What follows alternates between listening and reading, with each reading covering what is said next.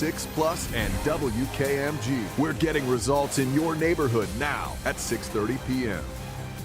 Good evening. This is News 6 at 6:30, Getting Results. Thank you for joining us here live on News 6 Plus. I'm Ginger Gadsden. And I'm Justin Warmouth. We're hearing from the outgoing Orange Osceola state attorney on his last day. Last month, he told his staffers that he wouldn't help transition the office back to Monique Worrell. You'll remember Worrell held the position until she was suspended by Governor DeSantis in 2023.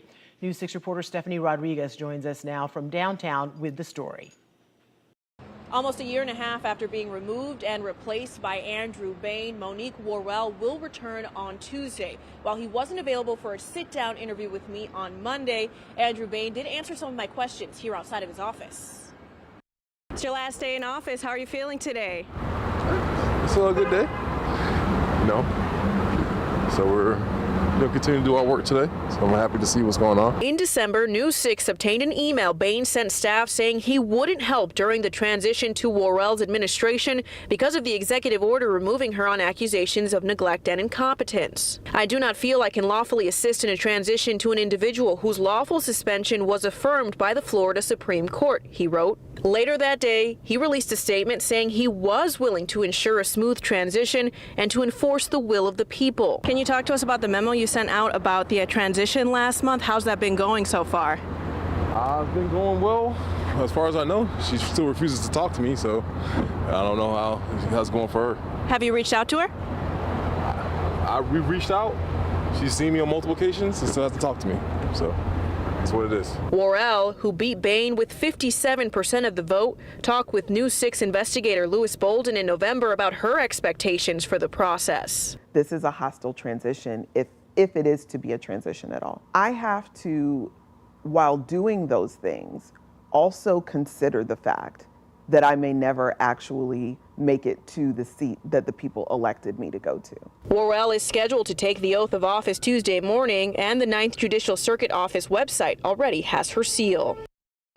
We reached out to Monique Worrell for comment about the transition, and we're still waiting to hear back from her. I also emailed the governor's office to see what he has to say about this, and they did not respond to my request. But we do know that his executive order to remove Worrell from 2023 does not have an end date for her suspension. Reporting in Orlando, Stephanie Rodriguez, Getting Results, News 6.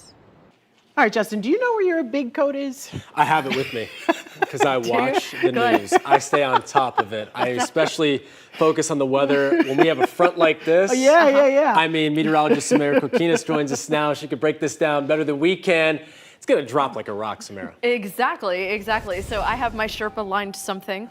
I brought that with me, even though when I walked in the door, we were in the 70s. That's going to be the change that we see as we head into the rest of tonight. And everybody's still probably like, oh, what change in weather are you talking about? I'm talking about this line right here. This cold front is definitely still moving through, still packing a punch as it does, so with a good amount of rain extended from the Volusia, northern Brevard County coastline back toward the City Beautiful and just outside the Kissimmee Point, Siena area. So now back to the north and west, some cooler air is starting to arrive. It's not in mass bulk just yet, but it's definitely a bit cooler than the rest of Central Florida. Notice Titusville still at around mid to upper 70s along the Brevard County coastline all the way back to Orlando, but then you'll notice behind and to the north and west, going back toward Lake County, Marion County, you'll notice temperatures in the mid to lower 60s. So that tells you that air mass is definitely changing. Also, we still have a wind advisory in parts of Central Florida to about 7 o'clock. I'll show you that in just a moment. You notice that the wind speeds right now anywhere between about 16 and up to 21 miles per hour, but gusting in that 30 mile per hour range. We've even seen gusts up near 35 miles per hour. Here's a better look at that wind advisory through 7 o'clock tonight for Lake as well as Volusia and even parts of Orange going into northern Brevard County. I'll be back to talk more about the big dip in temperature and how long it's going to stay chilly in Central Florida coming up in just a few minutes. Guys, back to you. See you then. Thank you, Samara. And you can track daily temperatures along with live interactive radar with our free Pinpoint Weather app. Just search WKMG in your app store. And cold weather shelters are set to open in Central Florida as the cold is expected to stick around all week. We will share a few of them with you right here now. In Flagler County, the Rock Transformation Center in Bunnell will be open from Monday through Thursday, starting at 5 p.m. each night and close at 8 in the morning the following day. Lake County will open the Life Point Church in Eustis Monday through Friday, starting from 5 p.m. until 7 in the morning. And in Volusia County, the Bridge at Neighborhood Center in DeLand will open Monday through Wednesday from 6:30 p.m. until 8 in the morning. Bus routes will also be provided to those shelters. You can find all the information on our website, clickorlando.com. We're definitely not used to these kinds of temperatures, right? Neither are your water pipes. Orange County Utilities reminding us of precautions ahead of the cold, but they really apply to everyone in Central Florida. So you want to insulate exposed water pipes. You can use towels, blankets to keep those pipes warmer and lower the freeze risk. That includes outdoor valves or spigots for hoses. You'll also want to allow steady drip from indoor faucets. The constant movement of water can prevent freezing in pipes. It's a good idea to capture this water for later in case your pipes freeze as well. And then drain your sprinkler system. You'll want to then drain the system of water by opening each valve. And then once it's empty, just leave it off until the next time you use it. You also need to know the location of your water shutoff valve in case your pipes do burst. It's typically outside the home or at the meter. And acting quickly and shutting the water off could save you thousands of dollars in damage. Students at 2 Seminole County schools are safe tonight after being under code red lockdowns for about 32 minutes today. Seminole County Public Schools tell News 6 students playing with an Orbeez gun, a toy that shoots water beads, caused those lockdowns at Lake Brantley High School and Forest City Elementary. Now, this is video from Sky 6 of the schools as police responded to the area. The district says police found students who were playing with that toy gun, which is not a weapon. News 6's Emily McLeod rushed to the scene to get answers. Driving through heavy traffic near the schools, she spoke to a mom who had just picked up her child from Forest City Elementary after the lockdown was lifted. So what was your reaction when you got the alert on your phone? Did you get an alert on your phone? I did get an alert, and it was kind of like the first day of school back. You don't want that at all, so your heart drops immediately. You want to make sure your kids are safe. But I was just like, you know what, God, I just trust all is well. According to Seminole County Public Schools, the code red was issued as part of their safety protocols, and any potential threat is taken seriously.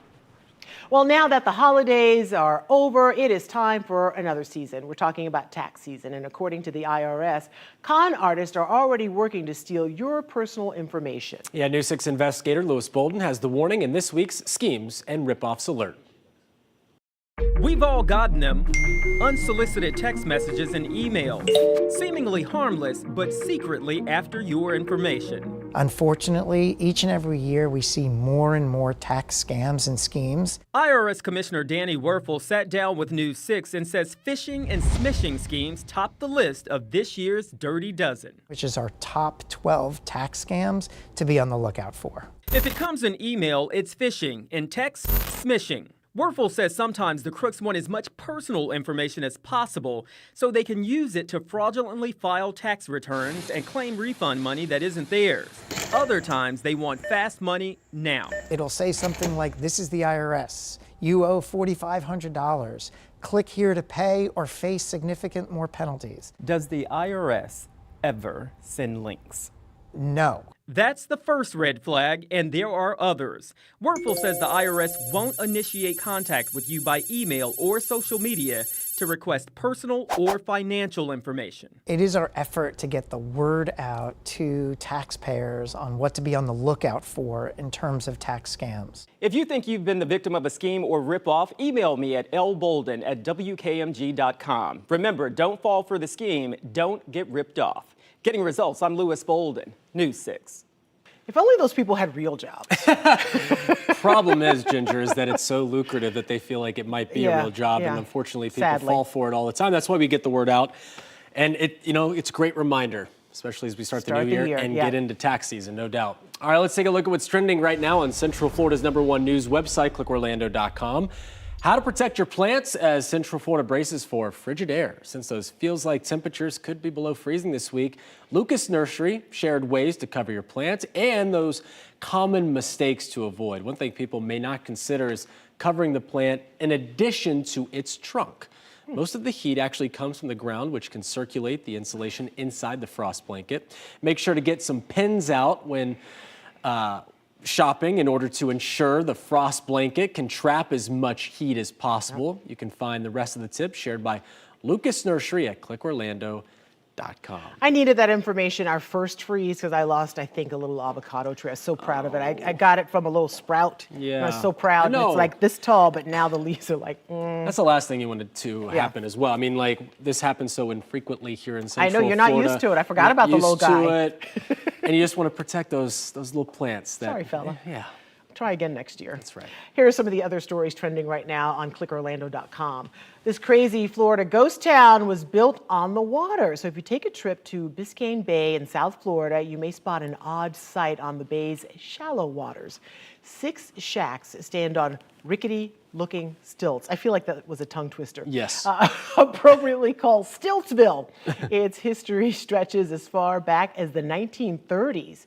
And finally, these Publix ducks are all the rage in Florida. Visitors to Florida's popular grocery chain last month may have seen the assortment of yellow, green, and white Publix-themed rubber ducks for sale. Publix offers officials told News 6 they ended up selling out quickly in most stores across the state. You can find out if there are more ducks on the way and the rest of these stories by going to clickorlando.com. I had not heard or seen these. I didn't see them either, but they're not for the bathtub. Those are for those are for Jeep Wranglers, guaranteed.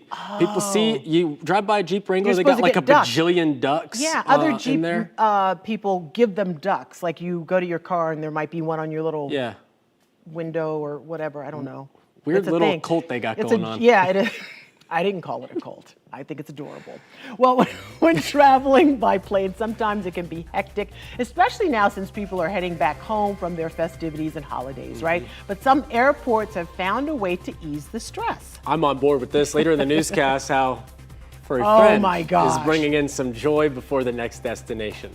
Samara. Absolutely. I love that. I love the way that story is set out. Temperatures tonight, though, are definitely going to tumble from the 70s to the 60s, eventually settling in the 30s, but feeling much like the 20s. I'll be back to break down how long this cold weather is going to last coming up in just a few minutes.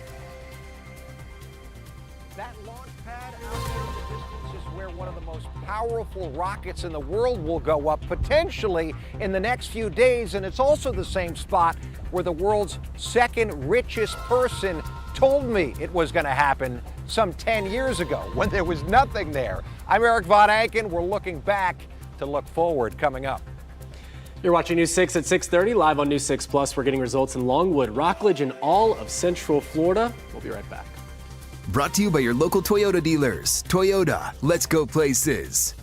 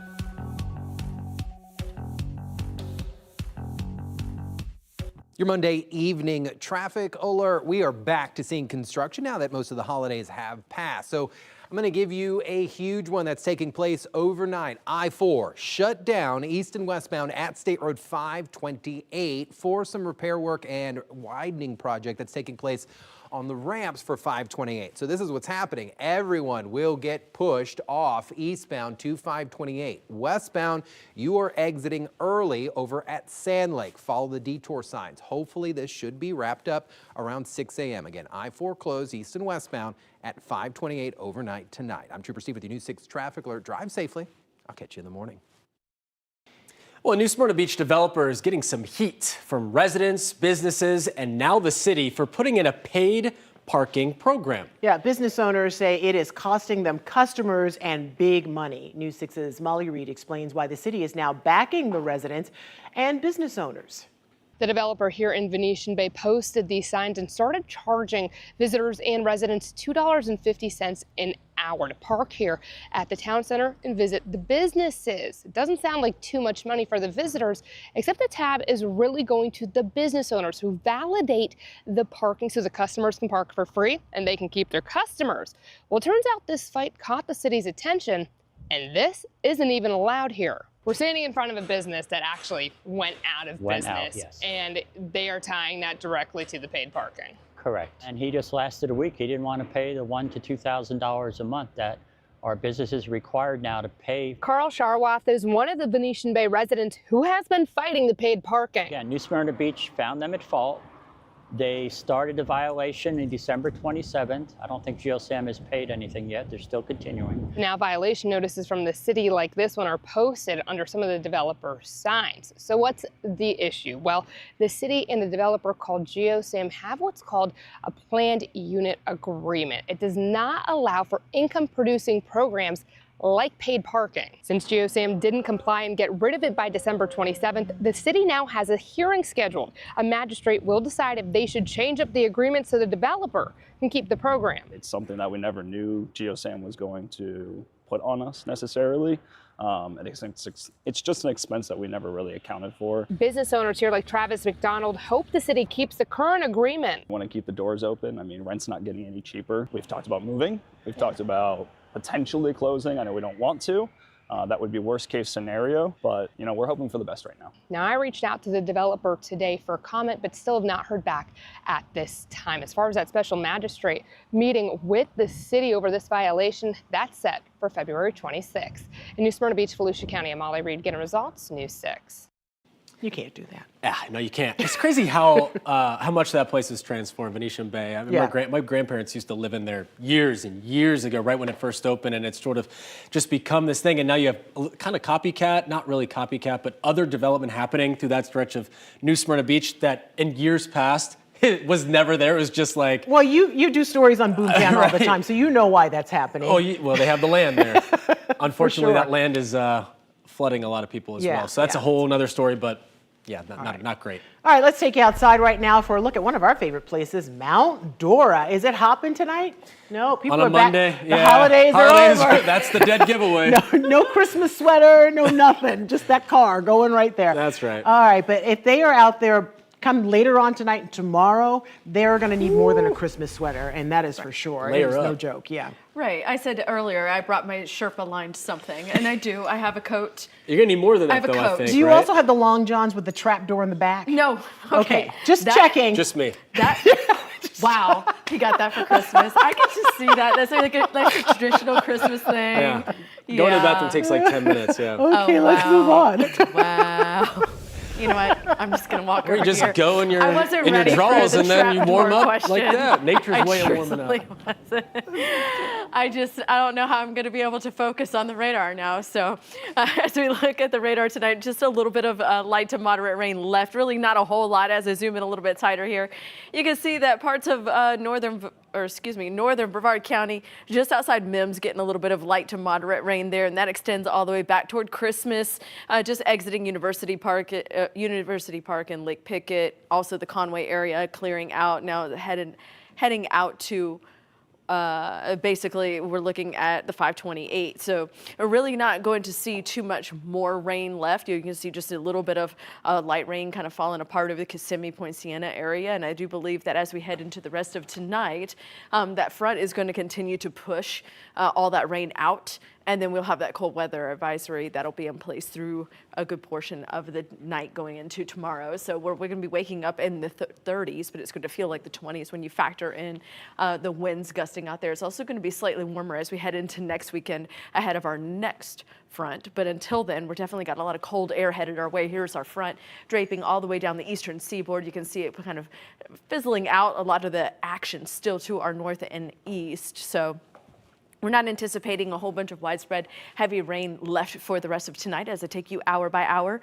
And we start the clock here tonight at 11. We go to tomorrow morning. Notice the skies remain clear with the exception of the coastline, possibly maybe a little bit of cloud cover there. But I can tell you throughout the day tomorrow, even though the sun is going to be out, it's not going to be warm by any means. We're still going to have that cold air mass working its way into central Florida, and it's going to continue to really push in and then really resettle once we head into tomorrow night and early Wednesday morning, and then it's just going to continue for the next several days. So here's the look at your pinpoint accurate forecast. Your forecast is sponsored by Florida Lottery.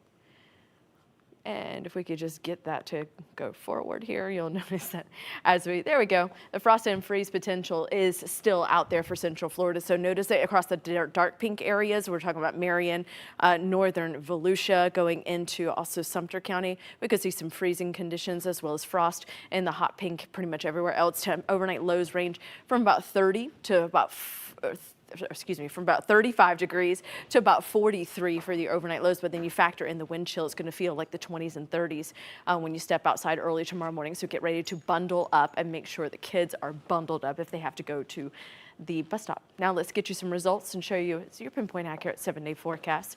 Notice that cold stretch of weather continues all the way through Friday. It's not until then until we actually get back into the mid to upper 60s. Heading into the weekend, a small chance for rain, about 30%. So guys, cover the sensitive plants, bring in the fur babies. That's just super important. People forget about animals. And don't leave them outside. Yeah, exactly. This is not the type of weather they can survive. So. We can't either. Exactly. Thank you, Samara. Well, we know there has been a lot of talk and rumors lately about when the brand new mega rocket from Blue Origin will take off from the Space Coast.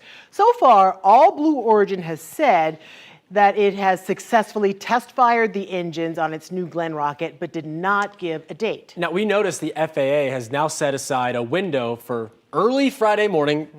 That's what we've pieced together from all of this. So we're waiting to see if Blue Origin will target that window. News 6 anchor and space expert Eric Von Enken was there back in 2015 when this was first announced.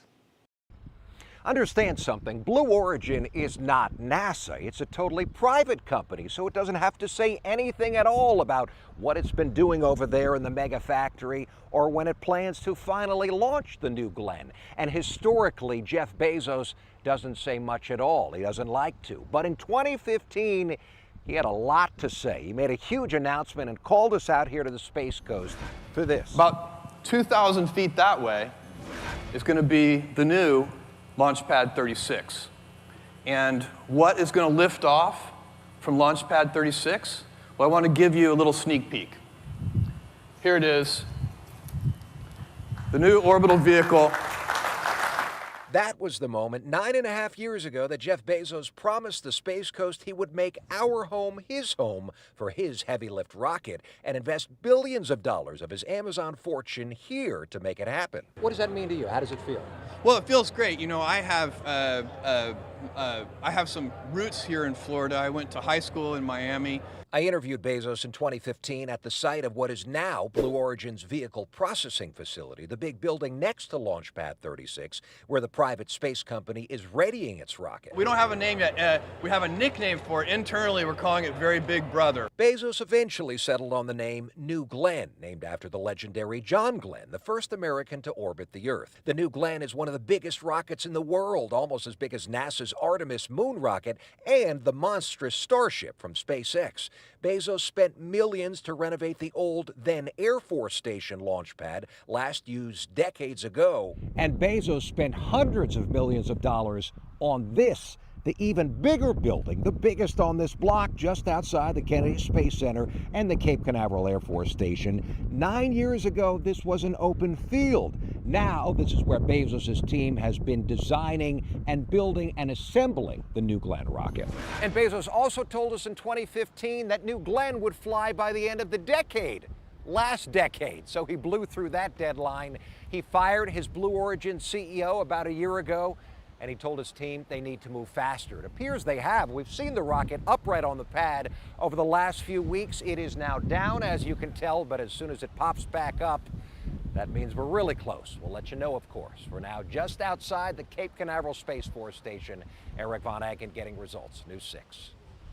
Yeah, listen, we're looking forward to it whenever it A happens. lot goes into deciding when and if it happens, and no one wants that thing to go up. I mean, only SpaceX will send something up so they can see it blow up, go kaplooey, and then learn something from it. But I think this New Glenn can't afford to do that. Not with all the investment that they've made. They want to make sure that first one goes off right. It's the, first impressions are important. You don't want it to go sideways. No. All right, we'll be right back. Coming up in the morning, another local county once again taking up the debate over growth. The fast-growing area where some say we need to put the brakes on new developments, and why not everyone's ready to sign off on the idea. Plus your chilly pinpoint forecast every 10 minutes. We'll see you for News 6 mornings starting at 5 a.m.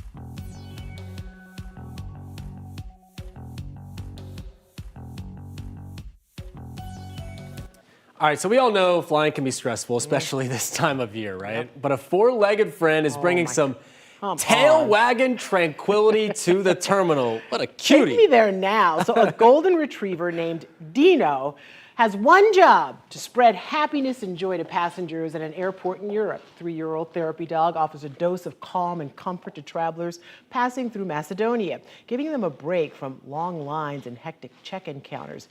Dino's trainers have dubbed him Zen Dog, and passengers say he helps to ease their anxiety one cuddle at a time. Dozens of U.S. airports have started employing therapy dogs to help de-stress passengers. They're going to need a whole fleet of dogs. You know, all I could think about is like, I would have to ask like multiple times, can I pet the dog? Because you have the bomb sniffing ones or like who the are ones working. that are actually working, and I want to pet them too. But yes, no, that's great. Please, more dogs the merrier. I think it should be just open season to have dogs everywhere. It makes everybody so much happier, I think, unless you're allergic, of course. And tomorrow morning, those dogs, they're gonna be frisky with that weather. They're not going to want to go out. No. Yeah, mine's not in.